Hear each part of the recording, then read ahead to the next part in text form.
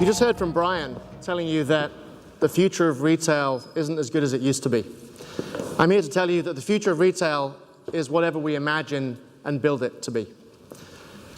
We have an amazing opportunity ahead of us, as all the people in this room. The reason Intel is here is we love to work with every industry that will work with us to make the world a better place, to enrich the lives of every person on Earth. And if enriching people's lives is helping them find a cute pair of shoes more efficiently, so be it.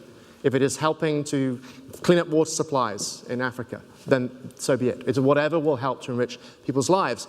And we have a good opportunity to change, and my slides are already screwed up, that's not good. We have a good opportunity to change the face of retail. I got into computing as a futurist because I'm an eternal optimist. About, I guess, 1976 was when I first experienced a computer. My dad was a physics lecturer. He took me into his lab, and I got to play with a computer for the first time. And it changed my life. It made me realize this is what I want to do. I want to be involved with computers forever because they silently and quietly change the world in ways that we don't always realize. They make the cars that we drive more safe. They create millions of smiles on kids' faces by allowing immensely creative people to create wonderful movies. And they are one of the major tools that drug companies use to help do research on new drugs, which will potentially, hopefully, find cures in the future for cancer, Alzheimer's, and other revolting conditions that affect people's lives.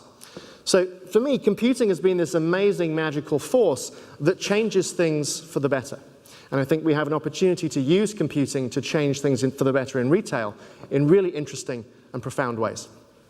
Because computing transforms objects, it transforms entire industries, and as a result of that, it has the ability to transform societies over time. And we've seen that. You just looked at this history of retail and all of the objects there. We've seen huge changes in retail over the thousands of years that people have been bartering and sharing goods with each other.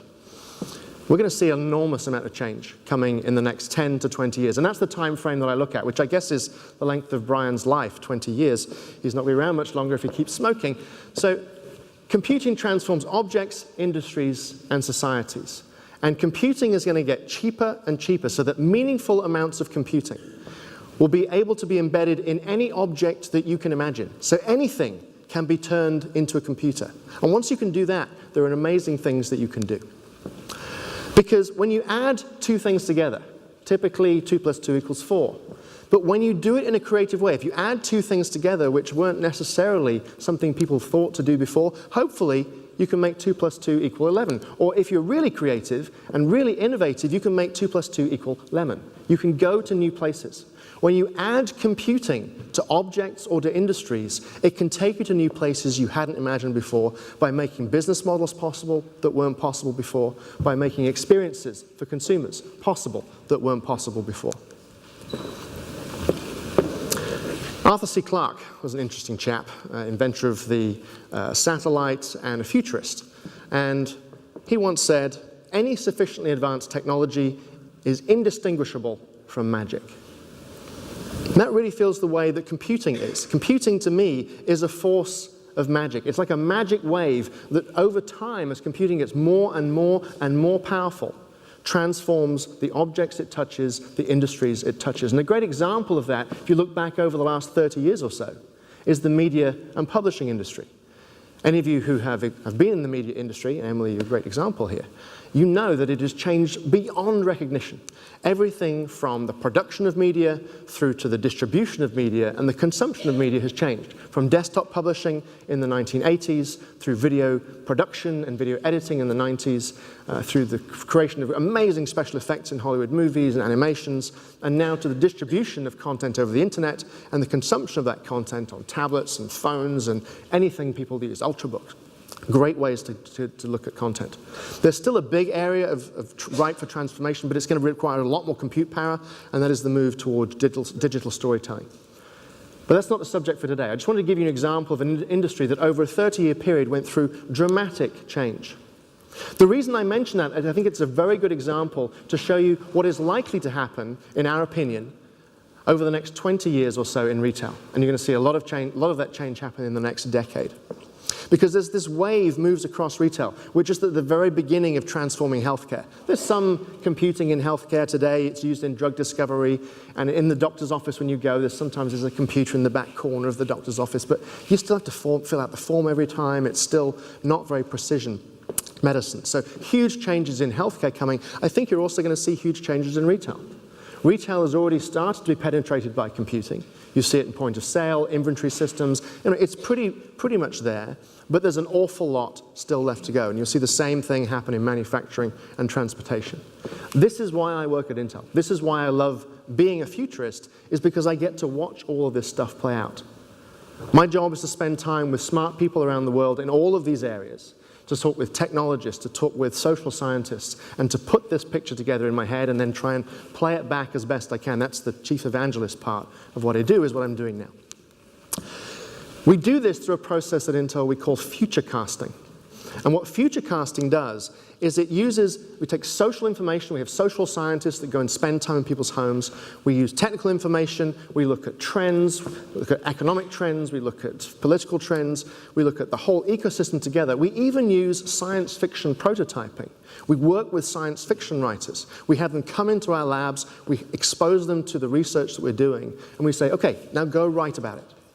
Prototype it using science fiction. It has turned out to be one of the most productive things that we do. I encourage you to consider doing it. There's a book that my colleague Brian David Johnson wrote, all about science fiction prototyping. You can find it on Amazon. It's really interesting.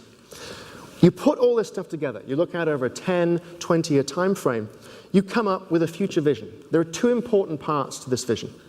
The first is defining what is the future that we want to build. The second, equally as important piece, is what is the future we want to avoid? And people often leave that part behind. So looking at the future you want to build and then rallying everything you can to figure out, okay, given this future vision, this is where we want to go. Now, let's backcast. Let's look at what will it take. If this vision is 20 years out, what does that look like 18 years from now? What does it take to get there? And then 15 years and 10 years and build our way back to what's the first step 2 years out? So by going out and working our way back, we think it's much more productive than looking at where we are today and trying to iterate going forwards. So look at the vision and what you want to build and then go there. What does this look like? We did this process. We had some of the WPP folks come to Oregon. I'm based in Portland, Oregon in the US, which is why I'm slightly jet lagged at the moment. So if I fall off this crazy stage, you know why. We came together and we spent a day. We did a session, we ideated, we looked at what the future looks like 20 years out. We consulted economists, we looked at economic data, we looked at all kinds of trends, and we looked at different people in different parts of the world and tried to imagine what a day in the life of that person looks like and what a retail experience might be that they want. As a result of that, we came away with 3 major buckets of stuff about the future that we imagined. The first is the face of retail. What does it look like? What does it feel like? That's the big F word at Intel. What does it feel like to be in the retail environment? What does the consumer feel as they're experiencing that? Secondly, what are the bones of retail? What are the bits and pieces that help to deliver that experience that they get at the face? So what are the back-end robotics that are helping to manage the inventory and move things around, for example? And finally, what is the brains of retail?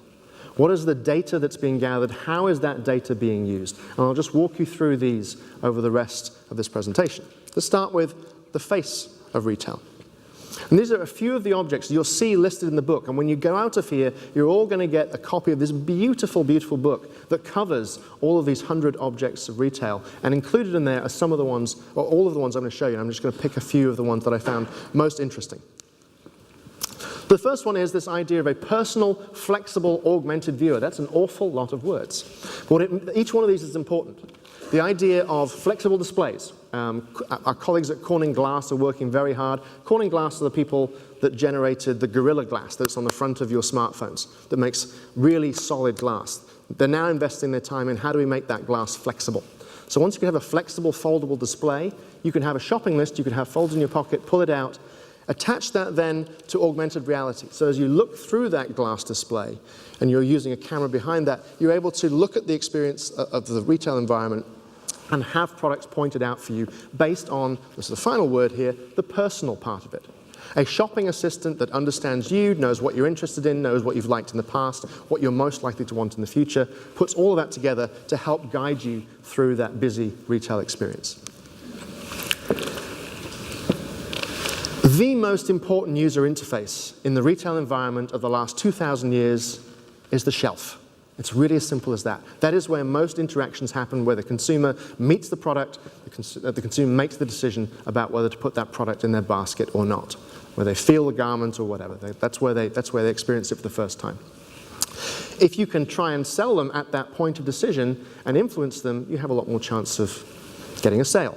So imagine signage on that shelf. But intelligent shelves could be even more than that, because remember, the cost of meaningful amounts of computing is going down towards zero. So you can take any object and turn it into a computer. So suddenly now, imagine what you could do if you could print computing as part of your shelves and do it for basically free. So that your shelf is smart, understands what's on it, changes its display based on what is on that shelf at the moment. Can signal to you when the stock has run out, so you can immediately refill that. Holographic displays. Retailers are fighting to try and get mind share from online sales, to keep people coming into their stores and get to people focused on new products that they think have a chance of getting them high margin sales. A holographic display could be a great way to get people's eyes and keep them focused on the high value and interesting products that you really want to push hard. Holographic displays are still pretty small. You can do a volumetric display, they're pretty small and they're very expensive. In a retail environment, you want nice and big and you want them nice and cheap. There are some breakthroughs in research right now in holographics which could put you to the point where within 5 to 10 years, you could see full color, very nice sized displays for very reasonable sort of sub $500 prices. So look for holographic displays as a way to really catch consumers' eyes. And smart clothing. Remember I said, computing can go into anything, including your clothing. So that instead of you having to identify yourself based on putting a smartphone up to a vending machine or to some other place where you're trying to do a financial transaction, maybe it's something that you're wearing. It could be a wristband, it could be a smart watch, it could be intelligence built into your clothing that identifies who you are and helps you with that transaction. And there are all kinds of usage models and ideas on what, once clothing is intelligent, what could you do with that? Let's talk now about the bones of retail. What is the stuff behind the scenes that is helping to deliver and orchestrate this overall experience that consumers are getting? 3D printing has been talked about for a while, and it's been around for quite some time. This is not a new thing, but suddenly it's in all the newspapers and everybody's excited about it.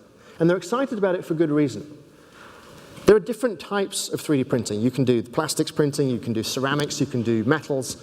Boeing is printing thousands of parts a year for its planes. So this is not a new thing, but it's predominantly been used for prototyping and rapid prototyping. It's now getting to the point where this is something that can, I'm going to test the lighting, people. You've had it easy all day. Let's move around a bit. Can you keep up with me? Yeah, okay, this is good. All right, good. It's boring to be over there all the time. How are you doing, by the way? Because you've been in here all day. Are you all right? You hanging in there? Okay, good, all right. So 3D printing, interesting because at the moment, you have retail, you have supply chain, and then you have manufacturing. This is an opportunity for retailers to potentially become manufacturers, for that entire chain to collapse down to one thing. If that happens, there's an opportunity for mass customization. And consumers may demand mass customization of objects once they can do it in their own homes if they buy a 3D printer themselves. And think about this more broadly than just 3D printing. Think about it as robot manufacturing. There's no reason why a robot seamstress couldn't knock up a dress or a shirt for you in a few minutes. So that could make it easier for a consumer to go in and say, I want that, but I want it in that color, and I want to pick it up in 10 minutes. So 3D printing, potential opportunity to really change that whole manufacturing supply chain retail model. Drones. It's a scary picture, isn't it? Yeah. But this has potential to really change the way that supply chain and logistics is done. Why not be able to fly things to you? Domino's in the US is already experimenting with drones to deliver your pizzas. I live on the 11th floor of an apartment block. I can't wait to be on my balcony, like, okay, I'm ready. But I want to use this as an illustrative point because a lot of times, I live in the future, right? By the way, we're all wearing purple in the future, just so you know. I live in the future all the time, and I'm used to it, right? It doesn't scare me. But for a lot of people, when they come on a journey with me into the future, they go there in about 2 minutes. It's like, oh shit, drones? Privacy, personal data, and people panic. And that's okay. It's a normal human reaction because we're not actually very good with change. We like to think we are, but we're not. But people get used to this stuff over time. People were afraid of the telephone. People were afraid of the TV. It all turned out okay. All this stuff will turn out okay, so long as we're very careful to define the future that we want to build and the future that we want to avoid. And we have that in mind. Okay? So we can design technology in ways that make it safe, that make it okay. But so long as people get something valuable, it's all about gives and gets. If I can stand on my balcony and I can order a pizza and it turns up exactly what I want in 12 minutes and I can just put my hand out and it's there, I'm all for drones. So, and I think a lot of people will be too. So it's all about gives and gets and what we're comfortable with over time. So don't be surprised if you see them flying down your high street anytime soon. Smart packaging. This is an interesting one.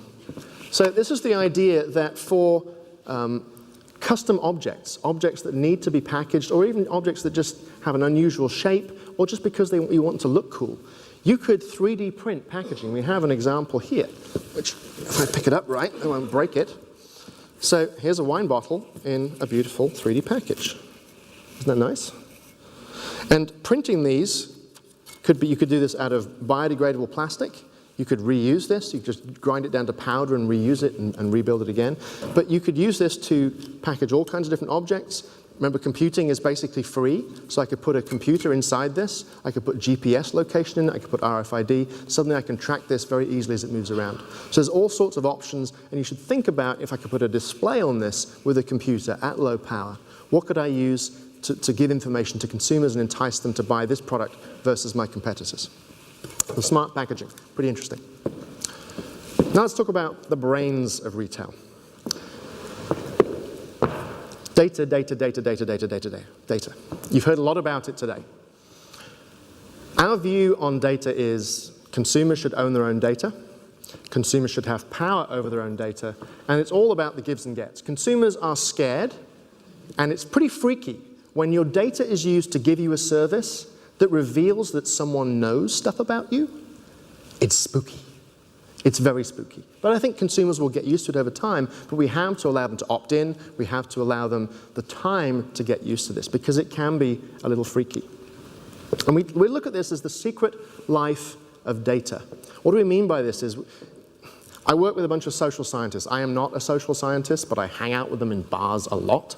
And what they tell me is, data, in their mind, data has agency. That's the term they use, which means that the data acts out as if it is alive. And it goes out and does things on your behalf. Now, that's not really what it's doing. Your data is being used by algorithms and smart software that is out in the cloud doing things for you.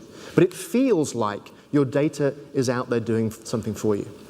The social scientists at Intel have termed this vibrant data. Now, I'm about to show you a short video, about 2.5 minutes, that kind of brings this to life. Now, before I show you this video, some little caveats to help you consume it. First one is, this is not about retail. It's about, well, you'll see what it's about. But it gives you a clue, and it gives you a feel for what might be possible. The second thing I'll tell you is, it's a little far-fetched, or at least it's going to feel that way. The reason for that is, what we're trying to deliver by using data and using it intelligently and building services around it, things that formally today seem like chance, like a long shot, like, wow, that was lucky. Things that seemed lucky or happenstance in the past are going to seem normal and everyday in the future, because what we are going to be creating is sort of serendipity as a service. Things that didn't seem possible before will just become normal. And as I think you watch this video, it'll become a little clearer. So let me get this going and show you what I mean. Day-to-day life is, for the most part, a linear experience. Like a bus ride, we're carried from one event to another. Our world is literally defined by the bus's route. But what if our perception could draw from an infinite amount of experiences across an infinite number of paths? This is vibrant data, a kind of augmented intuition that harnesses the growing virtual world of data to expand and deepen the human experience. This is the story of a young woman, an airplane pilot, and a couple coming together in an unexpected, yet familiar way, thanks to the power of vibrant data. Meet Veronica. Veronica listens to music most of the day. She likes to think of her life as a soundtrack. Tonight, she's listening to the Yowsies, a relatively unknown band her data recommended a few weeks ago, based on her interests and activities. Veronica's social calendar is usually pretty full, but her data notices that she has nothing planned for Friday evening, so it offers some suggestions. Movie with Amanda? Blind date? The Yowsies concert? Veronica decides to see the Yowsies live. 2 weeks earlier, Veronica's data noticed that the Yowsies have been selling out every show on the tour, so it negotiated with the band and the venue to buy a ticket, knowing that if Veronica wasn't interested, it could easily be sold the night of the show. But her data noticed something else. 2 of Veronica's friends, a couple she hasn't connected with since high school, also have tickets to see the Yowsies. Veronica's data alerts her that the show is located 250 miles north in Bellingham, but Veronica doesn't want to drive all that way by herself. Knowing Veronica, her data takes a leap, even if you don't have to drive. This is Tori, a private pilot prepping for a flight to Bellingham. Tori has been logging airtime to keep her license up to date. A friend usually tags along to keep Tori company and help pay for fuel. Tori's data suggests taking Veronica on her next flight. Even though the two have never met, they share similar interests and there's some overlap in their circle of friends. Tori and Veronica confirm the flight. As Veronica and Tori get to know each other, they realize that they have a lot in common, and they're surprised that they haven't crossed paths. After arriving at the show, Veronica sees 2 old friends from high school. They haven't seen each other in years, and the 3 are elated to catch up. The band takes the stage, and the auditorium fills with light. There's an effervescence in the air. Our vibrant data hard at work, creating a world of experiences, connections, and possibilities we can't begin to imagine.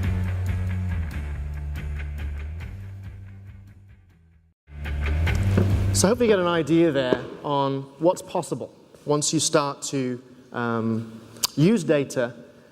And a lot of people are looking at big data and analytics as ways to sort of streamline their organization, to find efficiencies in their supply chain. And that's great, and that will happen, but eventually that will be done.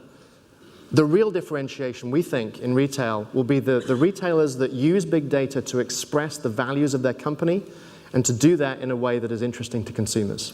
So if you're Harrods, for example, you may be thinking about using data and agency like that to lead people towards luxury. That may be what's important to you, and that's something you would do. If you are Coke, maybe you're trying to interact with them and help them be happier. But expressing your brand's value and doing so through data can be really interesting. So to wrap this up, because my button is flashing red, 4 things, 4 final thoughts. Firstly, remember what happened to media. Our view is you're going to see as much change in retail in the next 10 to 15 years as you saw in media, which turned upside down in the last 30. Future casting is a really helpful process to help you imagine the future you want to build and also the future you want to avoid. Intelligence is basically free 10 years from now. What does that mean? When you can put intelligence in any object and across the entire industry. And finally, it's useful to think about this in terms of the face, the bones, and the brain of retail, and you'll see that expressed in the book that you'll all get a copy of outside. It's been delightful to be here, and now I'm going to hand it over because it's panel time.